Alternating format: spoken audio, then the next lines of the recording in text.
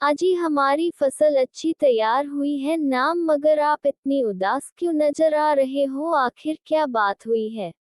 अरे विनीता, मैं तुम्हें क्या बताऊं, सब कुछ बर्बाद हो गया है। हमारी फसल नहीं हुई है। अब तो मुझे पूरा भरोसा हो गया है कि वह बीज ही खराब थे। अब समझ में नहीं आ रहा है कि मैं क्या करूं। अब मैं दोबारा फसल कैसे उग पाऊंगा और साहूकार का कर्ज कैसे चुका पाऊंगा? कहीं साहूकार कर्ज के रूप में हमारा खेत ना छीन ले। मुझे तो पहले से ही उन बीजों पर शक था, पर तुमने मेरी बात नहीं मानी। अब तो ये सही ही है कि साहूकार हमारा खेत छीन भी लेंगे, क्योंकि तुम कैसे भी कहकर उनके कर्ज के पैसे चुका नहीं पाओगे।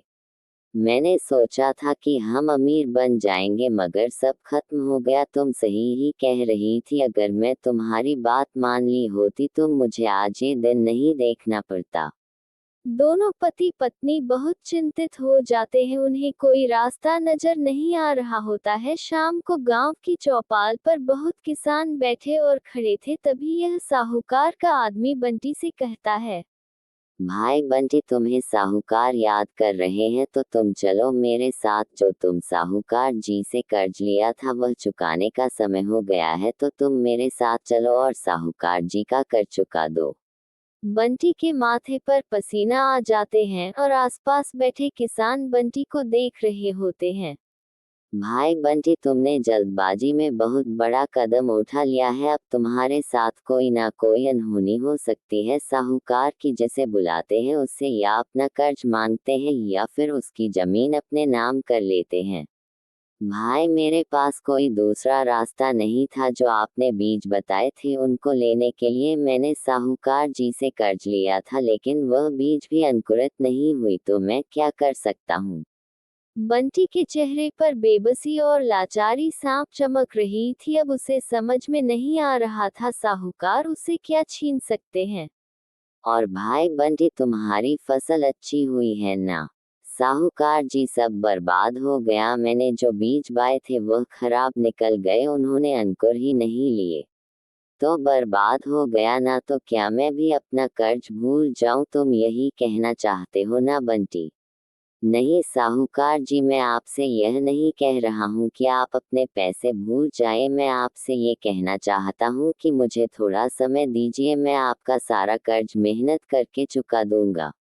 नहीं, मैंने तुम्हें 2,000 रुपए दिए थे। मेरा नियम है कि दोगुना वापस लेना। तुम्हें 2,000 रुपए के दोगुनी 4,000 मुझे देने होंगे। वह दे दो और मुझे तुमसे कुछ नहीं चाहिए। 4,000? साहूकार जी, मैं इतनी जल्दी 4,000 रुपए कहाँ से लाऊंगा? मेरे पास तो एक फूटी कौड़ी तक नहीं है। अगर पैसे नहीं है तो खेत दे दो, तुम्हारा कर्ज माफ हो जाएगा और तुम्हें मेहनत भी करनी नहीं होगी। नहीं साहूकार जी, मैं आपसे एक ही विनती करता हूँ कि आप मेरा खेत मुझे मत लो। मेरी कमाई का एक वही जरिया है। मैं आपसे एक विनती यह भी करता हूँ कि मुझे कुछ दिनों का समय और दे दीजिए, मैं आपका कर्ज चुका दूंगा।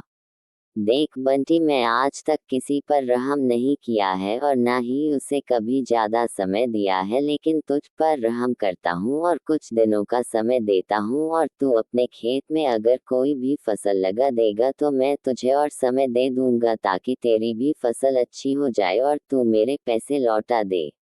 साहूकार की बात सुनकर बंटी की आंखें चमक जाती हैं, क्योंकि उसको एक और मौका मिल रहा था अपना खेत बचाने के लिए। अगर वह मेहनत करेगा तो उसका खेत नहीं जाएगा।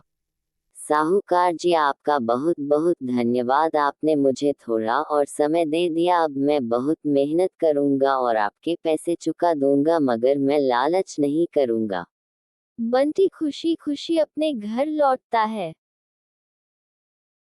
अरे जी, साहूकार ने आपसे क्या कहा? आपको थोड़ी और मोहलत दी।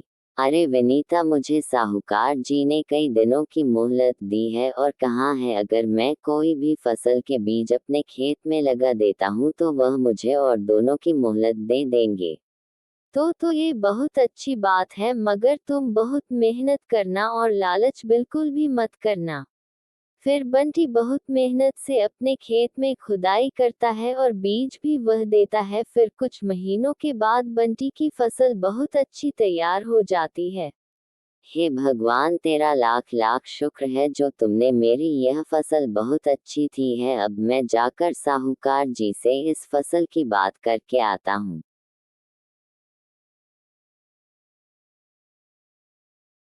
साहूकार जी, मेरी फसल बहुत अच्छी तैयार हुई है, तो आप मेरी फसल खरीद लो, जिससे मेरे ऊपर आपका कर्ज भी नहीं रहेगा। मैं तुम्हारी फसल के 4,000 रुपए दूंगा, जो मेरे ब्याज सहित होंगे। जब तुम अगली बार फसल तैयार करना तो तुम उन्हें बेचकर पैसे ले जाना।